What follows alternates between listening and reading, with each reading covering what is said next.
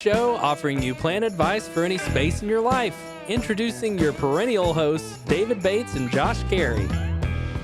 Hey, welcome in, everybody. It's Saturday morning. It's time for Gardening Inside Out. It's coming to you alive here from Bates Nursery and Garden Center in the Green Room Studios. Man, it's going to be a glorious day today, and no excuses kind of day, right, David Bates? It has been a week that it's been really nice. We've been glad to have some improved weather conditions, and it's been pretty much every day. We haven't had anything that would suggest that there's inclement stuff on the way. The groundhog, by the way, Josh, yes, did give us substantial good news yesterday. Yes, he did. Did not see its shadow, so spring is pretty much over, and that's at least as accurate as what the forecasts I'm going to put are. out there. Yeah. So here we go. Today's Saturday, the 3rd of February, and happy February, everyone. February. Listen, I'm saying a high today of 67 degrees and a few clouds, but really nice when you judge this compared to what we have had recently. It's pretty awesome. Tomorrow there will be pretty much clouds throughout the day, but still rather mild. 57 degrees, 40 for the overnight low. On Monday, sunshine returns, 60 degrees.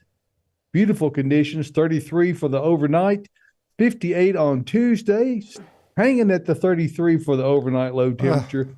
A little warmer still on Wednesday, 64, 46. Thursday, clouds roll back in, some late afternoon, evening showers, 52 pretty much, or 62 and 52. And if we move into Friday, Saturday, we're looking for some showers on Friday.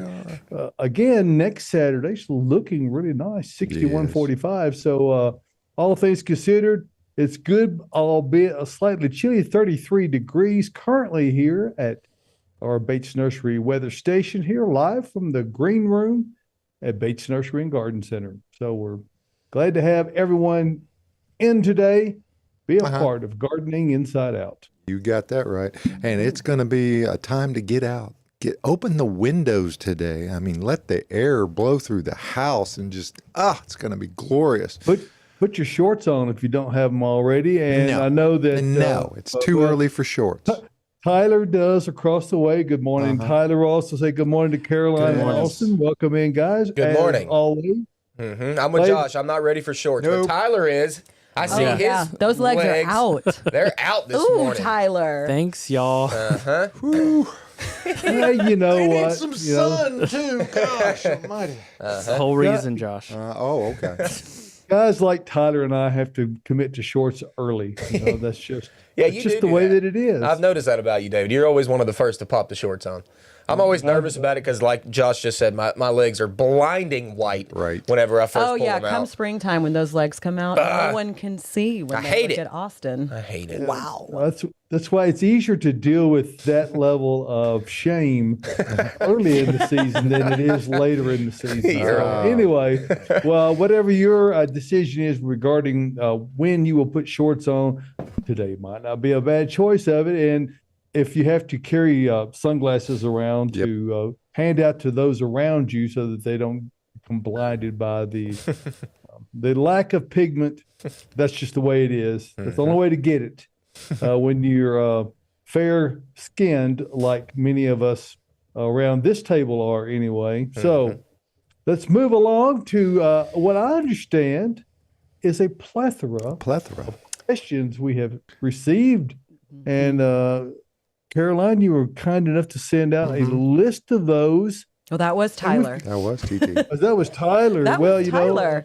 And we're featuring maybe a little short segment for Malia Green this week because she submitted a record number of questions. Yes, she did. She submitted more questions this week than we've had some entire programs. So we will have a Malia We won't be able to get to every one of hers, but we're going to do our best to cover the gamut gardening-wise and get your questions answered. And, of course, we do them live in real time here as well. So hit us up on our Facebook, other social media. Instagram is the other popular spot. YouTube. We're monitoring the chat there. If you've got a question there as well. Yeah, we're all over the internet. We're everywhere. We're everywhere. We're worldwide. Mm-hmm. Hey, before we hop on answering questions, I do want to do a shout out to our statuary that came in. We unloaded all of our statuary yesterday, got it set out, priced, and it looks good. So Does the statuary acknowledge when you give it a shout out? It does. It's probably waving at us right now. But there is some really great looking statuary. We got way more in than we have in the past. I mean, there is more to come. This is just our first shipment, but get out here fast. There's some really nice pagodas. Is there any Davids? Any new Davids? There's no new Davids. Darn it. We didn't get a David this year. Oh. Maybe next year. I think we still have David, right? The Maybe. planter? I think so. Yeah. Yeah. That's a big David. That's that was scary a big David. one. Yeah, we didn't. Yeah. That one is always hard to unpack. Okay. I've seen the It's hard to real unpack one. David. Yes. I've seen the real one in Florence, So have I. Italy, and he's a big dude. Yeah, the one we get in is big. That's a Well, big we will planet. leave it at that. Did you see if there's a hole in the top of his head for a plant? No, he's like 10 feet tall, so you really don't get there's no actually taller than that. It's more mirror like 12. above. We need to his put a head. mirror above it. Yeah, We have to could know. do it. All right, let's dive into questions unless anyone else has anything to talk about as far as the nursery goes or We fun got to time. go. We have We 30 do have of to them. go. 30 questions. We have condensed some, so they have been condensed. It's not going to seem like that many. All right, let's start talking seeds and flowers. Can I sow annual seeds in a tulip bed after they finish blooming? What should I try? And then they say, "Hi, Austin." It is from Sam Boyette. Hey, Sam. What's up, buddy? Good morning, Sam. And yeah, you can do that. I mean, and it just depends on what you like, Sam. I mean, I know if it were Caroline, she'd probably drop some zinnia seeds, Yeah, so- buddy. Oh, I would. And yeah. I love them. There's a Hey, number of annuals though that are really easy to grow from seed. Okay, and we've got plenty of them right now. If you're not doing anything today, Sam, come out and see us and get you some seed. I mean, it just depends on what you like, but yeah, plenty of them are very easy to grow from seed. Really, a lot of them you just drop on top of the ground. You don't even barely have to do Scratch much. the dirt a little bit and move on. And like we always talk about, just keeping that seed where you want it is really the crucial part. You could drop them now, but you just got to make sure they stay where you want them until they germinate. So that's really the only key. But yeah, there's a number of annuals that you can grow from seed. Marigolds are like as easy as it gets. Oh, I grew. Yeah, they're so easy. I grew a lot last year on the side of my sidewalks, so they looked really great. They grow from seed It's on your and sidewalk. the side of the sidewalks. Yeah. Side How would you sidewalk. say that? Sidewalk side. The sidewalk side. Border, While we're- sidewalk border. While we're talking about sowing seeds, we have another question that says, can I just put seeds into the ground or do I need to start them?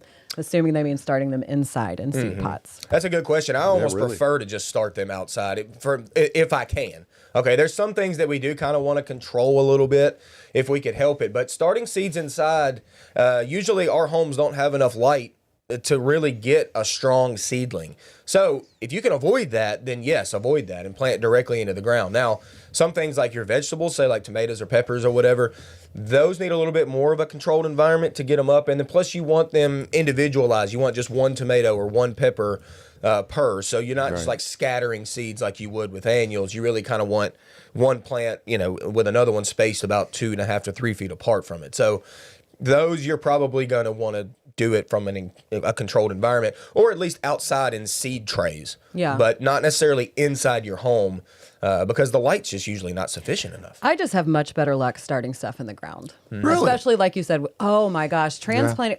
Austin already mentioned that I love to plant zinnias.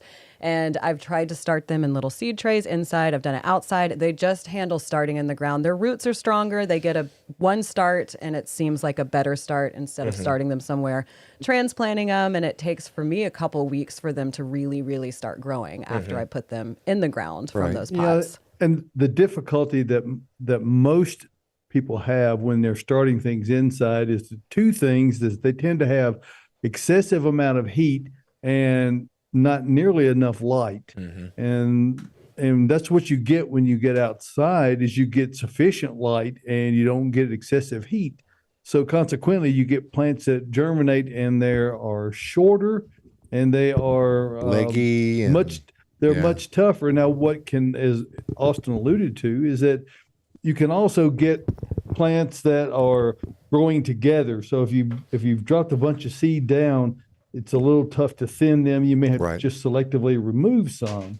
But there's no necessarily right or wrong way. If you do start them inside, it almost certainly means you're going to wind up transplanting them into a larger pot. That way it enables you to be able to take that little seedling and drop it down deeper into the soil so you can help mitigate some of these stretching conditions that may have happened while you were germinating it. But again, cool temperatures and high light are the operative things you need to be thinking about. Yeah, I think that's a really good point what you just said, especially with, say, like tomatoes. Right. If you do start your tomatoes inside and they do start to get leggy on you like they do, so a long, thin stem that's not very strong, like David just said, if you do transplant that, put the stem down in the soil more. Yes. Yeah. And that way that stem will root, actually. Tomatoes very easily root from their stems. So if you put that down below the dirt and you put it outside, then you'll see a much stronger plant before you actually transplant it into the ground. So that's a good point. What about the theory of planting your tomatoes sideways? It's the same thing as planting it deep into the ground. I mean, it's really no different. I've had to do that. I've had to lay them in sideways before, and just with the top sticking out, with the rest of it down, totally fine practice. And particularly late in the season on tomato plants, when you find them around and wheel cell, they get stretched. That's really a good way to deal with them. It's just if they're really tall and leggy and starting to flop, don't worry about staking all that up. Just lay them down on the ground, pinch all those leaves off. It'll shoot roots out up and down the stem, and they'll grow right along. Yep, good point. Really good point. Tomatoes are wild. All right, what seed should I be starting right now? So, probably your cool season type stuff, okay, if you are going to start inside. If you start seeds outside right now, this weather this week's pretty nice. Things like lettuce, kale, your leafy greens, those things outside would probably germinate with these temperatures that we've got. Tyler recently planted some seeds outside. Yeah, your lettuce, is it up? Lettuce and corn salad. No, it's not up yet. Not up yet. Corn salad? So that's what I said. I forget what the actual name. It's an M name. It's an M. It's M-A-C-H-E. Mache. Mache or mache. Yeah. I actually had a friend who had a neighbor who was growing that, and it took over their yard. It was like wild. They'd go out and eat it. They'd share it with her. It's kind of pretty, but it was big. This is in a raised bed, so it's got borders. So it's got those borders. When it comes to like warm season type stuff, y'all, we're still just a touch early. You typically are going to start that around March. That way it has a good 6-week period to kind of grow before we get to that middle of April kind of planting time. Right. So avoid that so far. But most of your other things, especially inside, you can get some things started. And then like we said earlier with our annual flowers and even perennial plants and seeds, you could get dropped now. As long as you keep them where you want them, they will germinate when time's ready. Mm-hmm. All right. Any plants I can put on my front porch planter right now? The cold killed my violas. Oh, really? Really? Yeah, it didn't get mine. I mean, it kind of got the top of them a little bit, but I was actually looking at them last night. I doubt they're dead, actually. I know. I doubt it, too. You might have no flowers on it. I mean, the cold really took the flowers out of mine as well. I need to deadhead them. I'm being lazy on that. But the plants are fine, so that's kind of odd. I will say, if you want to get another couple months at least of flowers, we're bringing in some pansies this week, so that'll be the first color that kind of comes into Bates.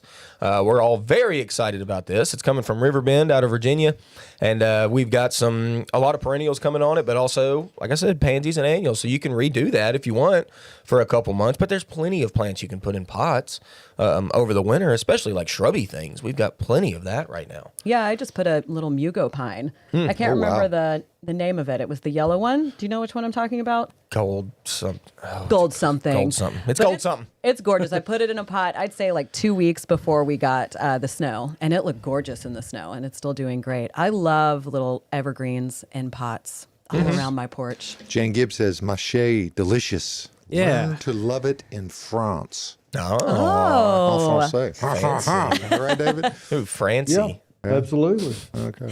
Francie. I don't know that much about France. I don't either. I don't know much. Hey, Pam Eldridge on our Facebook page. Hey, Pam. Says, good morning, Pam. Today is the day Tidy Gardener Dave Eldridge is taking down that Japanese umbrella pine. Oh, he's doing it. So I guess they're not moving it. Not They moving are it. taking it down. They're just taking it. They're taking it. Pam, get some photos or better yet, some video. Video, yes. I bet our followers, our listeners are really wanting to see that. Follow all your safety and protocols. We want to have our hearing protection. We want to have our eye protection. You might do it with a handsaw. I don't know. You might just do that. Put the rope on the outside. Pull it away from the house. Okay. Pull it away. Get it as close to the ground so you're not mowing over that stump. Okay. I'm just thinking about that. Don't use a chainsaw on a ladder. Okay. All right. Just be very careful. Yes. Yeah, Good keep luck us to you. updated. Good luck. Be safe out there. All right, we're still on the pot topic. Best perennials for big pots on my patio. Flowers, shrubs, and trees. So, I mean, like Yes. Austin says, you can grow anything in a pot. If you come to our nursery, everything we have is in a pot that we're selling. Some of the prettiest Japanese maples out there are in great big monster containers. They're absolutely stunning. And Oh, they are. it's kind of hard to get. I don't know if they're wanting to do all this in the same pot. I mean, it's kind of hard to get a tree, shrub, and perennial flowers in the same pot. Well, but they said big pots on my patio. Okay. So I would Well, think multiple. the biggest key is whenever you're doing this is that you start big and then work small. Okay, so get the thing you want in there that's going to be big first, and then what we brought in the studio today, which Caroline will talk about in a little while, but like these red twig and yellow twig dogwoods, like they're kind of cool. Like red sticks over the wintertime with like a area around that to plant other things is a cool idea. And we typically don't put like perennial plants in pots all that much because they do go dormant for the most part over the wintertime. Now there's a couple exceptions, and Caroline certainly knows this. She uses heuchera a lot. You knew I was about to say that. I did. And she uses heuchera in mixed containers a lot. And it's a really good foliar plant. It shows a lot of its foliage in reds and purples and chartreuse greens. So that's a good perennial to throw in pots for sure, especially on like a porch or something. It doesn't really want blazing full sun all day long if you can help it, but that's a good one to use. I use a lot of sedums. Sedum's good. Yeah, in my pots of spillers. Those got toasted 2 weeks ago. I think they're gone. Yeah. They're not dead though. They look pretty dead. They look pretty dead. They'll come pretty back. sad. I hope they come back. They will. We'll see. All right. All right, not a question, but thank you for all the informative information. You're very welcome. Well, thank you for listening. Thank you for listening. Yes. Yeah. And We watching. do appreciate it. Listening, watching, following, Participating. participating. It's fun. That's right, being a part of it. Yeah. We only got one hydrangea question this morning. And here it is. Can I relocate my little lime hydrangea right now without harming it? Yes. Yes, you Yes. certainly can. Do your pruning on it before you do it. Go ahead and get that out of the way. If you have to do any pruning, you may not. But leave some sticks up over the winter time, or leave some sticks up after you prune it so you have something to kind of yank on, because you're going to have to kind of yank a little bit. Like their root system. Didn't you transplanted a limelight, and it was a hard dig, wasn't it? I transplanted 3 limelight hydrangeas that had been in the ground for, I'd say, 4 years. Oh, and boy. Yeah, it was a lot. I honestly cut through a lot of roots. I mean, I made sure to get a sufficient amount of root when I dug it up, but I had to cut it. And I have talked about it before. I'm not telling you should do this. I'm not suggesting it, but I wasn't ready to put them in new holes. And they sat on my driveway for about a month, and they were completely fine. I relocated them a month later, and they looked great. They didn't sustain any damage that I could see. Now, So my suggestion, if you're really going to think about transplanting them, is to, rather than breaking out the shears on the front end, is to tie them up where you pull all those long limbs up. Many times they're easier to dig when you've got everything pulled up. Admittedly, it can be a little tough to get those limbs all together. And if you're not experienced at it, you might have to have some help to kind of wrap your arms around it and pull them together. But if you tie them up get the limbs pulled up, you can dig it a whole lot easier, and it's a lot easier to manage and move. And then when you get it in the ground into the spot that you're transplanting it to, you can cut it loose and then trim it back as much as you want at that point. Right. And you're good to go. So Might give you a better idea about how far to space things too if you had it in its bigger Right. state before you do Right. so. Hey, David. Jenny Yes. Justice wants to know, which earth mix would you use for starting seeds? Isn't that? Well, there's a earth mix for every use, and we'll segue nicely into that right See, I now. threw that softball out there for you, so it's okay. There's not really a bad one, but Proganics I is one that I think that we all have had good experience with. That actually is intended for indoor use. Josh, I know you have. Yep. And as well as Caroline and Austin have used that. You could use Proganics O. You could use Coconut Core. You could use a lot of different things. Proganics I probably gives you the right amount of lightness to the soil so that you don't oversaturate, keep seed too wet. And of course, when you're in the germination phase of seed, you want even moisture, but you never want them to be soggy for extended periods of time. So that's what makes it a good choice. Also, it has large amounts of both perlite and vermiculite in it, which add greatly to the drainage aspect of it. So if you're going to use that, that's a great choice. I know there was another question that came through about people dealing with gnats in their homes. Gnats. And and those are fungus gnats, and those are attracted to peat moss. No earth mix products have peat in them. So no matter which product you choose, you can be assured of getting a product that will not attract fungus gnats. And of course, that's mostly noticeable when you're inside. And again, Proganics I is that product to be thinking about, so that you can make sure that you don't have to deal with that issue. They're not really harmful, but they make me cuss. Yes. They get up in my nose and my eyes, and I don't like that. No. So we want to avoid that altogether. Use Proganics I, but no matter what you're trying to grow, be it vegetables, fruit trees, your ornamental landscape plants, perennials, it doesn't matter. There's an earth mix product that is ready-made for your particular application. Landscape is probably the most widely used as far as an amendment goes. It is great for taking soil that might not be optimal and really improving it so that you get the best results possible out of your new plantings. If you're looking to work on your organic garden, you can start out from scratch using Earth Mix Garden or Proganics O, or you might simply want to give a boost to your existing garden soil. Maybe you had it last year, but you want to re-energize it. Using Supernatural from Earth Mix is a great start for that. It's the 100% organic compost that gives you everything in copious quantities so that you can make sure you're getting all the nutrition that your plants need. So no matter what you're thinking of, there is an Earth Mix product for you, and they're all over Middle Tennessee and Kentucky.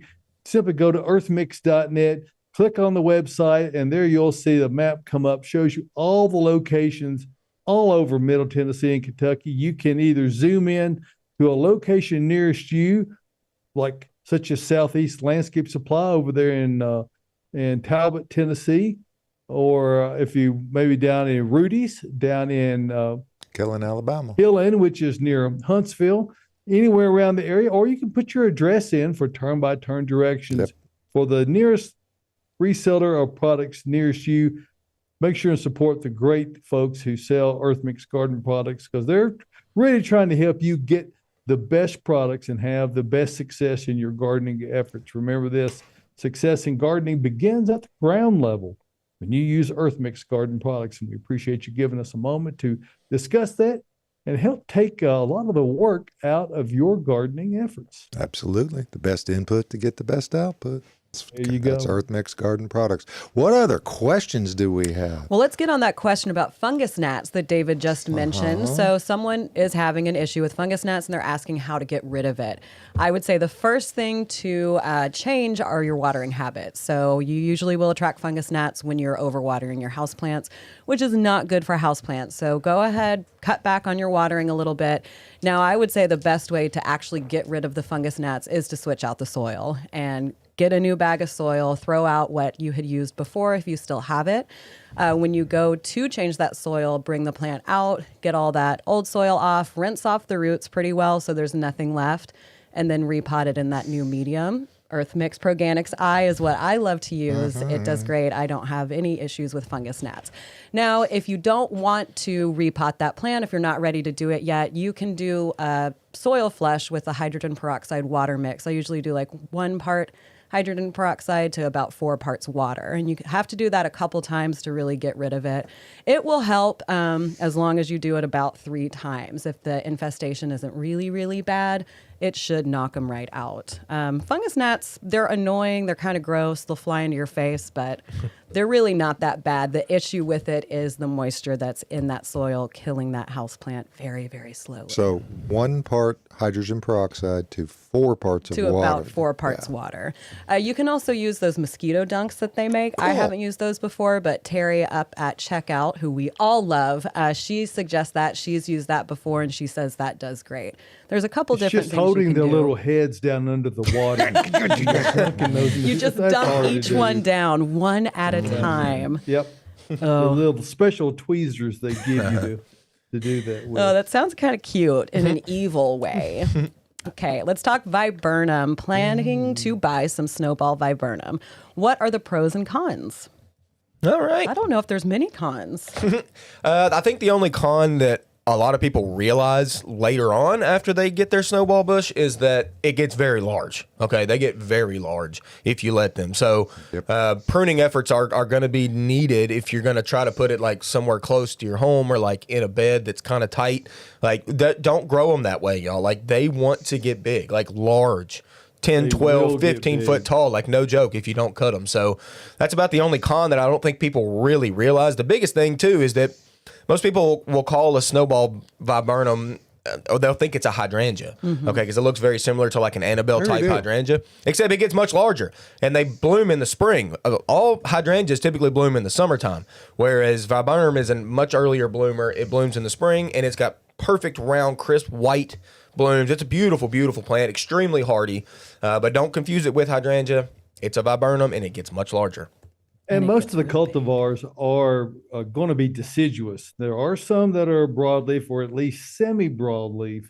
So that may throw people for an unexpected curve simply because the foliage looks so thick and leathery, looks like it should be a broadleaf evergreen. Only a few of the cultivars are. Birkwood is one. Is that correct, Austin? Yeah, leatherleaf will stay up. Leatherleaf. A little bit. So, few of those, but if you get the true old-fashioned snowball viburnum, that would is straight up deciduous. Oh yeah, it will have a gazillion flowers on it, but they are sun lovers. They are not. They'll tolerate shade, but your penalty will be in the lack of bud and bloom production. Yeah. I love a good snowball bush. There's Old school, classic, baby. Yeah, my buddy. neighbor growing up had them, and I remember that. They can get real during my leggy childhood. too, though, can't they? Well, yeah. and the thing of it is, if you cut them back right after they flower, Yes. you'll Okay. do that. You'll be able to somewhat control them. But like Austin said, they're made to get big. So you're going to have to cut them hard right after they flower, and you can somewhat regulate them if you do that. Hey, speaking of cutting stuff back, let's talk pruning. Can I go ahead and prune my roses? Yeah, actually, now's about a good time to do that. Typically, anytime over dormancy. I will say, though, we get late frosts and freezes around here, y'all. So, honestly, I've thought about roses constantly. You think about roses all the every time. day, pretty much. But I talked to a guy that I went to college with, actually, that his only business is to take care of people's roses out in, like, the Green Hills Belle Meade area, okay? Oh, major sign. Yes. Okay. So that's his only job. And trust me, he stays busy because roses take effort, okay? And me and him have chatted about this. And honestly, I'm the kind of guy nowadays to where, like, I'm leaving that rose up totally over the wintertime until I see if we're going to get late frost and freezes. Roses have a bad way of leafing out early, right whenever it gets warm at all, like late February into March, they'll want to send out leaves, okay? Little tiny tender leaves too. So if we do get that late frost and freeze, you can try to cover and help that. But if we were to get damage on the plant, you would see damage from the topmost canes, okay? So if you get damage and you lose those top leaves, then you still have buds lower on the stem that can crack and still, produce the rose that you want. So for me nowadays, I'm not pruning roses over the wintertime until I see what we're going to get in the spring. And then we can always make our cuts later. Yeah, now on shrub roses, that doesn't really apply. You Right. can do things like knockout roses or any of the other shrub types. It really doesn't phase them because they are so much tougher. But any of your grandifloras, floribundas, Yeah. other hybrid teas, if you do those, like a great many other plants, if they start to flush a little early, you're going to get a lot of excessive dieback, and it'll cause you to have to be concerned about giving them some extra protection. But the shrub roses, you don't ever have to worry about that. They're so tough. They're almost bulletproof. They laugh Almost. at the frost. Yeah, like you're totally right about that. I was talking about the fancy roses, but yeah, you're right. Shrub roses, you can get those back in check, especially knockout. Oh, my knockout. Lord. I cut on whenever I want. Yeah. And if you don't, they'll like the take over. viburnums they'll get away from you. Oh, my knockout got wild. Or year. you'll wish they would get away from you. They'll get so big. Yeah. Because the thorns on that old wood are Evil. vicious. Uh-huh. Yes. Evil, evil, evil. Jocelyn says she's tried a sprinkle of diatomaceous earth on plants to get rid of gnats. Yep, that And will it work seems too. to work. Uh-huh. Okay. Yeah, there's a lot of different ways to get rid of them out there. Do but they walk on it? I mean, I guess that's the thing. They cut them up. I mean, that's what that does. Oh, yeah. So Very soft-bodied. very soft body. So sad.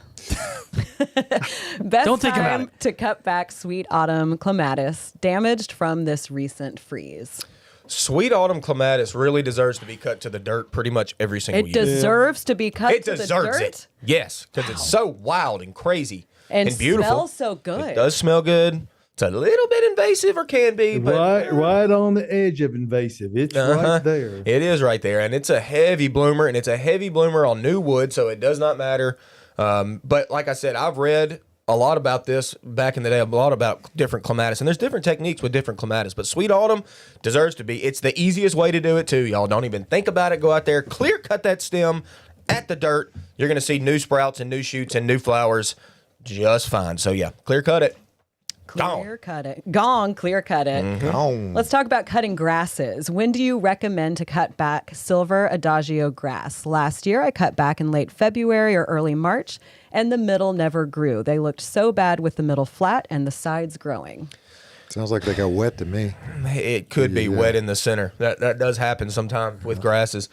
And it is annoying. I've seen this before too. Like, it doesn't necessarily die, but the growth comes from the outer part of it and not necessarily from the inside of it. And we all talk about this. Us in this room anyway, kind of like our grasses to stay up over the wintertime and at least show something. Mine's totally tan right now, but it really adds for a nice look in the bed, I think. And sounds nice when the wind It blows. does sound nice. You're right. And then, so for me, I'm waiting until I see just the tiniest little emergence of new grass to come up in the spring, and then I give it a clear cut. But you can totally cut that now if you want to. There's no problem with that. And then you can get in there and kind of clean out, the grass. Get in there with your fingers and go in there and, ruffle it around and get out all that stuff that's on the inside of it. And you'll have... And you really need to in order to, if it starts to rot or in the center of it, if you don't, reach in there and just pull that out of there. Yeah. Try to not extract the other growth out along with it. But I'm with you 100% on this, Austin. Wait until you start to see some signs of green and then cut it back. And then if it has some rot in it, it'll be very clear where that is. And the sooner you can get that out, the better it will recover from it. Yeah. Very good. All right. Speaking of cutting stuff, when is a good time to cut back trumpet vine without losing flowers? I was actually looking at my cross vine last night on my porch thinking, I need to start cutting this back because it's just getting out of control. Yeah. So I'm probably going to cut on it soon. Yeah. It grows on new wood too, don't they? Yeah, trumpet on. Yeah. And It blew, yeah. And if you cut it in half, like if it's 6 foot tall, you take it down to 3. Like, now is totally fine to do that. I don't see any reason why you wouldn't. I mean, vines are crazy. Vines are, they can really go. If we have to prune vines if we have them for a while and they start to outgrow their pot and get too big, we'll cut them in half in the summertime. You know what I mean? Like, they're going to regrow just fine. Vines are ferocious. Are ferocious. Just like all the questions we have today. Hey, Kim Bradley said, I like the Hey, Kim. seating better. Good morning, Kim. Kimbo. Tyler built this amazing table, designed it, so now we can all be on one side, and Tyler has his own camera. Tyler Cam, hit it. Cam. Yeah, where is it? We Okay. haven't Tyler seen yet. Tyler You today. guys are setting me up. I mean, we have. Yeah. Good morning. Tyler Tyler Kim. It's literally, I'm the man behind the curtain now. I love hi. it. Yeah, Your hair's crazy this morning. It It is. is. That's You look all you like get. a crazy working man with that hair right Well, now. At least I'm at always least frazzled Austin, before he we go still on. has hair, right? Thanks, David. Look at me. I know. Wait, Josh, just keep your mouth shut. I know, Josh has great hair. Josh, you do have great hair. Look How at do you that have hair. great hair like that? It's very well styled today too. I was swimming in the right end of the gene pool. I wasn't. Okay, Barbara Gossett on our Facebook page says, Nandinas are beautiful. Yes, they are. Look at these Nandinas that we brought into the studio. Maybe it's time to just go ahead and do a tour real quick. Yes. Okay. Why Why not? not? Why not? What's in room with Caroline? All right. Do it. So Austin and I, we went with kind of it's like a sunset theme today, or ketchup and mustard, whichever way you want to look at it. McDonald's. A McDonald's theme today, if you will. So we got a truck from Monrovia yesterday. We got quite a few magnolias on it. So we decided to bring these little gem magnolias into the studio. They Beautiful. fit perfectly. Yes, they're gorgeous. They're stunning. I mean, every southern garden needs a magnolia, right? Austin doesn't agree. I love them. I have one. It's been in a pot for about 2 years now. Have not put it in the ground. So maybe I will do that this spring. And then, like Austin already mentioned, we've got the yellow and red twig dogwoods down below that. I mean, they just really show off in the winter. Oh, there's one behind my head. Oh, I blocked it. I got to go this way. So we've got the red twig right here, yellow right beside it. I don't have any experience with these, actually. I've never grown them, but I'm sure Austin has a lot to say. I have seen people plant little hedges of them, Yes. interplanted, alternating gold and red, and it really is a very nice look. The one thing people may not realize about those is for best effect, once they start to put out new growth, those two should be cut to the ground. That way you get all juvenile stems up that will have nice color the following season. Otherwise, they'll be woody and they won't be colorful. Oh, That's a great point. Yeah. Not as colorful because you can actually see it on these plants where Yeah, the new lower growth you is, go. the lower you go. Right. on it. The less red. Yep. I would think that they would be really pretty when you don't want to have one. You want to have about 7 Yes. of these.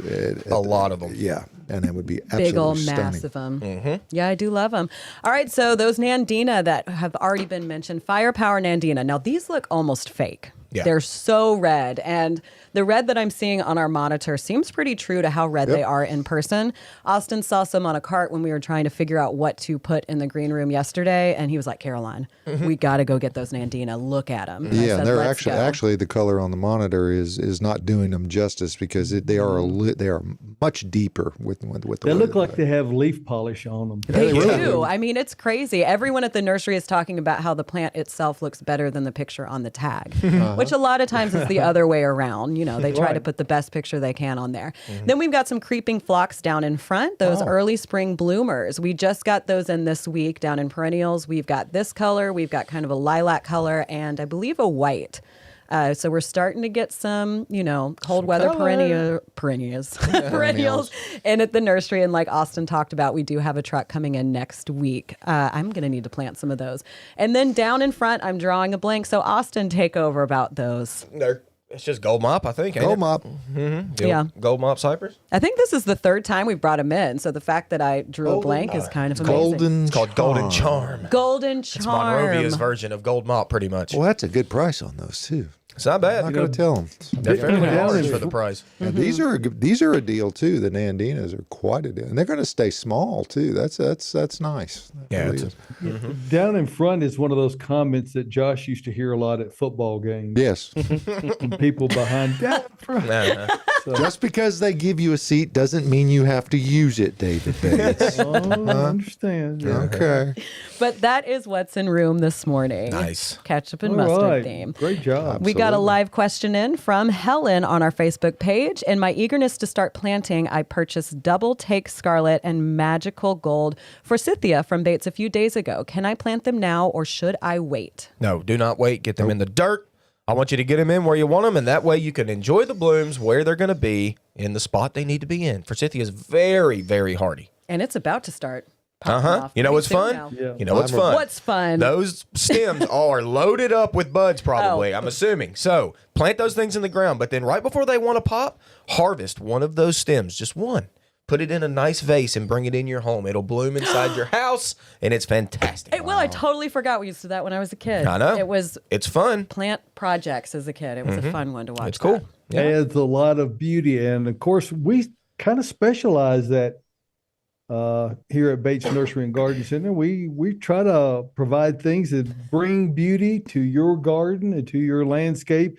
And we do it in pretty much every department, whether it's in the tropicals and foliage plants where Caroline is, or out where Bridget is over in perennials, or in the Batesstream area where you'll find Ryan.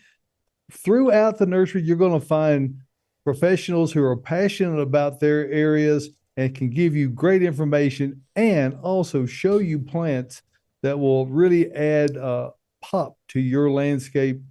Here at Bates Nursery and Garden Center, we indeed are a Nashville tradition. We've been beautifying Nashville since 1932. So in our 92nd year, Josh, it's hard to believe. I know I don't maybe look quite that old. My grandmother there, you see, that picture was actually made in about 62. So she was probably 60 something years old at that point. Wow. But since that time, we've done a lot of things to expand on her dream, and we're really appreciative of that opportunity. So no matter whether you're looking for trees, shrubs, ground covers, foliage plants, pottery, look at the arrival of pottery. Look at the Caroline has outdone herself. And as she mentioned at the top of the show, a lot of statuary to complement that. And the great thing about statuary is that it's very low maintenance. It's perennial too. You only have to buy it once. Yeah, That's right. And it's pretty much impervious. So come out and see us. Well, this is Saturday, so we're open from 9 a.m. until 2 p.m. So we're a little shorter on Saturdays, 9 till 4, Monday through Friday. And of course, we're closed on Sundays until the spring season. So come out and see us today. It's going to be a gorgeous day. We're here ready to help you and get you everything to get you started on that early start for spring. We know this weather this week has really got you itching to take advantage of getting out and digging in the dirt. Come see us at Bates Nursery and Garden Center, a proud supplier of Earth Mix garden products. We have the complete line, both in bag or in bulk. So come prepared to do your planting and get expertise you want to get and perhaps need here at Bates Nursery and Garden Center. So thank you for giving us a couple of minutes. I will say one other thing. If you scroll from the main page just down, you'll see right there it says newsletter. Yep. If you want to get my weekly newsletter, and I'm very grateful that we had a lot of people vote for us this year. We got voted the best local blog by the readers of the Nashville Scene. You can subscribe to it right there. We've got more than 30,000 people who subscribe to that, and a great number of them read it every week. Thank you for that. So check that out at batesnursery.com. Beautifying Nashville since 1932. So thank you again, everyone.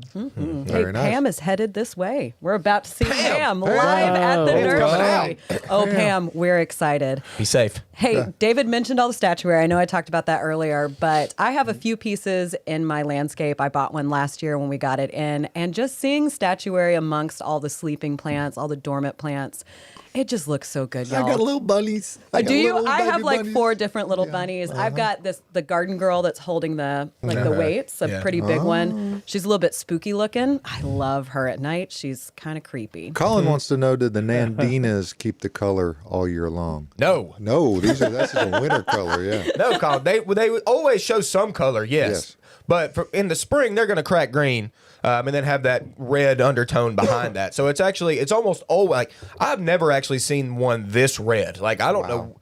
These were grown. I can't remember where they were grown. Maybe Connecticut. But either way. But they always show at least a little two-tone effect. Firepower's been used for years. I mean, and it does stay small, really, without a trim. 30 by 30 is what they're saying is max. Inches. So, yeah, not 30 feet. Nandinas, for the record, are considered to be a semi-broadleaf. So those that have been out in the gardens here, if they got covered with snow like these Firepower here could have certainly been, they held the foliage. But if they were exposed to the elements, like a lot of upright growing Nandinas, they would have dropped a lot of that and maybe had some dieback. So you get a variety of looks during the various seasons with Nandina, but they do not stay the same all year long, which is part of their interest. Yeah. What wonderful fall color, though, man. Golly Moses. And many varieties also produce berries. Okay, Patrick's got a fairly long question that we might have to take a minute with. Patrick Hale, he says, by the way, hashtag empty issue AG 2005. Oh, okay. Wow. Okay. I started there 07. Yeah, there you go. We live on 28 acres in Christiana. Last week, you answered my question about fertilizing our native sapling trees. Now we've been given over 100 PG hydrangea starts and 100 blue hydrangea starts. Wow. What is the perfect environment for these? We have an area that gets the northern shade along a forest line. Also deer, and will the deer feast on these? Certainly. readily. Yes, they will. Be a buffet. Unfortunately, they will. But you got strength in numbers, so that at least helps you out a little bit. Right. Along that wood line where you've got some shade, that's where you're going to put your blue ones, okay? Right. Those do not want a full sun environment all day long whatsoever, okay? So that was, along a wood line, is probably a great spot for your blue ones. When it comes to PG, that is a paniculata hydrangea, which is old school. I mean, that one is old. But it's Paniculata grandiflora. and it's a great plant, really still a good plant, and you want to put that in as much sun as you can give it, to be quite honest with you. Now, can it handle a little bit of shade? Certainly, but Won't give you what you need. if you can give it as much full sun as you can, that would be preferred with that one. But That's good for you, man. You are planting some stuff. Yeah, that last name Hale is pretty good when Yeah. they have it empty issue, too. Yeah, there you go. All right. Our Facebook page is hot right now. Yes, it is. Barbara says, my Nandina came back from last year. They are even prettier. They are prettier this year Yeah. than they were last year, but Nice they and lost all their healthy. foliage and they cracked new stuff. It was awesome. Sometimes they just got to get whacked and then they're a little bit happier. All right. Last year, you sent out a helpful message that gave us a heads up about spraying our arborvitae. Would you remind us when the best time to spray them, what pest we need to protect against, and what product to use? All right, arborvitae is the biggest pest by far is bagworms. We all probably know about bagworms now. They look like little tiny ornaments hanging from the tree. Tiny I had some ornaments. guy tell me that one time. He said he thought they were ornaments. Anyway, they're little They bags do look like ornaments. that hang from the tree. Yeah, and we're going to get that starting to spray on those. You know, in the spring is totally fine. Father's Day activity. There you go. right, Father's David? Day activity. Yes. And anytime you can hand pluck these bags off of the plant, it's just better if you can. And you can squeeze them. You can squeeze them. Yeah. Take them off, Gross. put them on the ground, stomp them. Gross. No. Yeah, the number two pest is spider mites, Yeah. of course, and that's true with pretty much all conifers. If they will attract one of those, if they'll attract bagworms, it can also be susceptible to spider mites. The difficulty with spider mites is that they're less apparent, Yes. much less apparent, and you almost have to take a piece of paper and stick it into the foliage and smack down on the foliage above it to dislodge what Spider looks mites. like little periods on the. I mean, they're so small, Not you commas, cannot periods. see them. Yeah, they're like a number 12 font, New Times Roman period. So anyway, So but specific. the same treatment will help get rid of one as the other, and at the same time. So the Father's Day reference you made, Josh, is accurate in that that's when you really need to be on top of it, because the bagworms will have just emerged. They'll be at a juvenile stage. They won't have built up a bag. They'll be the most susceptible that they are when those little nymphs crawl out. They have literally no resistance, and it doesn't take nearly as strong of a chemical application to get rid of them as it would otherwise. You can even do a pretty good job with things such as superfine sun spray oil and that kind of thing. Right. If you wait later with either of those, they get a lot tougher. Yeah. At that point, the use of like pyrethrins or permethrin is usually used. I think it typically works the best. Come out here and see us. We'll help you out with that. Yeah, come out, say hi. Hop on the interstate with Pam. Get on out here. Yeah. All right, we got a live question asking, do we have any large camellia in stock, and is now a good time to plant them? I Oh saw boy, some pretty do we. ones. I saw some pretty ones coming through the atrium. Camellias may be as pretty as they're going to be all season right now, Right y'all. now. I mean, A lot of the fall bloomers are in full show. We've got them protected in the Batrium. Actually, they're in our greenhouse right now, so they've not been, they haven't had any cold or freezing weather on the blooms, which typically wrecks camellias, unfortunately. Right. But we've had them undercover, so you can actually see their blooms right now and what they're going to produce for you. They are fabulous to look at right now. Our selection is money. We had one on the show a couple weeks ago that I featured on our Instagram and Facebook. Not hardy here, but absolutely stunning. If you want it, put it in a pot and bring it in. All right, we've come to our Malia section of the show that we got a lot of questions on. We're going to get to a few of them. All right, rapid fire. Rose with lower petal count than that variety is supposed to have. What amendments or fertilizers to fix it? Okay, that's a weird question. So can you add petal count to a rose that looks lower? No, you can't add a higher petal count, but I mean, maybe got the wrong label. Maybe it got the wrong label, or it reverted, not reverted, but it maybe died back from the top. Sucker growth came back from the dirt. Maybe that might be your problem. Send us pictures on that one. Send us pictures. All right. Is it okay to keep maidenhair ferns by a window in the winter? Mine seems angry with a lot of brown right now. Welcome to the club. Maiden ferns inside in the winter are pretty angry, and it's mostly a humidity issue. If it's a south-facing window, I'd say it's getting too much sun. But if it's a north-facing window or even east-facing window, that should be just fine. You can add a pebble tray, which just means get a saucer, put some little rocks on it, put some water in that, set the plant on top of it. It'll get some humidity. Cool. Or if you have a humidifier, keep it near that. All right. What's the best mulch for promoting soil health? How do pine nuggets and pine straw rate? Take it away, David.